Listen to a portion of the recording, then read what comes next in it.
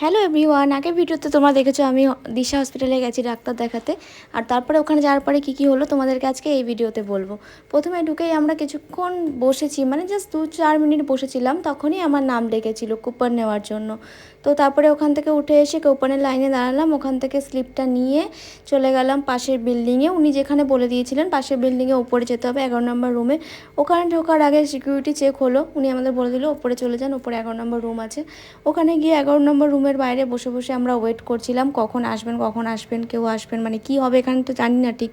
তো বসে বসে ওয়েট করতে করতে একজন আসলেন, উনি আমাকে ডাকলেন, প্রথমে চোখটা একবার দেখলেন, উনি চেক আপ করলেন, একটা ওষুধ দিলেন। অ্যান্ড দেন চলে গেলাম আমরা 16 নম্বর রুমে। উনিই বলে দিয়েছিলাম 16 নম্বর রুমে যেতে। তো 16 নম্বর রুমের বাইরে গিয়ে বসেছিলাম, ওখানে বসে বসে ওয়েট করতে করতে অনেকক্ষণ পরে ডাকা হলো আমাকে ভেতরে, কিন্তু ওখানে কোনো লাভ হয়নি। ওখানে আমাকে বললেন যে আপনি এখানের পেশেন্ট না, ভুল করে আপনাকে এখানে পাঠিয়ে দিয়েছে, আপনাকে নিচে পাশের বিল্ডিংয়ে যেতে হবে 105 নম্বর রুমে। আবার চলে এলাম আমরা পাশের বিল্ডিংয়ে 105 নম্বর রুমের বাইরে, ওখানে স্লিপটা জমা দিয়ে এখানে বসে বসে ওয়েট করছিলাম। তো ওয়েট করতে করতে এখানে একটা মজার বিষয় হয়েছিল, দিদি বলছিল আমার ঘুম পাচ্ছে, আমারও ঘুম পাচ্ছিলো। তো আমি দিদিকে বললাম দিদি তুই ওখানে গিয়ে শুয়ে পড়। দিদি বললো না না ওখানে না। তাহলে কোথায় শুবি? বলছে এইখানে। আমি বললাম ঠিক আছে যা তুই ওখানে গিয়ে শুয়ে পড়, ওখানে তুই ঘুমা, আমার দেখানো হয়ে গেলো, আমি তোকে ডেকে নিয়ে বাড়ি চলে যাব। এইভাবে দুই বোনে মিলে হাসাহাসি করতে করতে টাইম পাস হয়ে গেল। তারপরে আমি ডাক্তার দেখিয়ে নিয়েছি, ওই ক্লিপটা আমি নিতে পারিনি। তারপরে আমাকে ডাকা হলো, ডাক্তার দেখানোর পরেও ওখানে বাইরে বসে ওয়েট করতে হয়, প্রেসক্রিপশনটা পরে দেন এবং কী কী নিতে হবে কী করতে হবে সেটা পরে বুঝিয়ে দেন।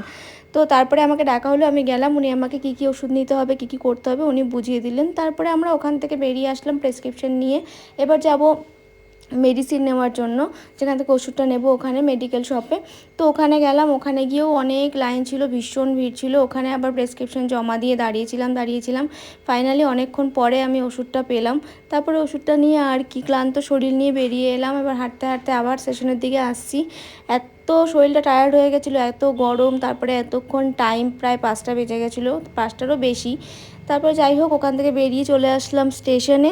আর স্টেশনে ঢুকতে না ঢুকতেই আমরাও স্টেশনে ঢুকেছি, আর একটা ট্রেন এসে দাঁড়ালো আমাদের আপ লাইনের, রানাঘাট লোকাল।